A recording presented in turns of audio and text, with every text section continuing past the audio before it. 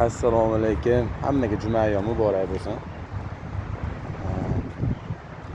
Toshkent shahar Chilonzor tumanida Novza masjidiga kirib ketyapmiz endi. Jumaga endi ishdan chiqib. Shu hammamiz qiladigan ishimiz shu narsa bo'lib qoldi. Ishga boramiz, uyga kelamiz, ishga boramiz, uyga kelamiz. Yo'q, endi bu kun shunaqa ulug' kunki, bitta eslatib bermoqchiman. Jumaga chiqqandan keyin to'g'ri ishga ketib qolmanglar. Ish qilinglar, shunday ish qilinglarki, ichinglarda shunaqa unum bo'lsin, baraka bo'lsin. Xotirjamlik bo'lsin, qalbinglar yorishsin. Men shuni tarafdoriman. Bu nimani tavsiyasini beraman.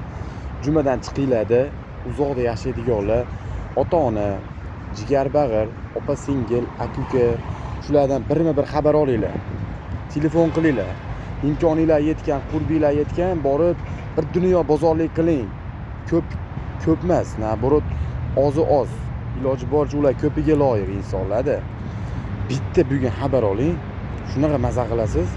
Hech bo'lmasa har jumada bir xabar olib turing. Juda ulug' ish bo'ladi.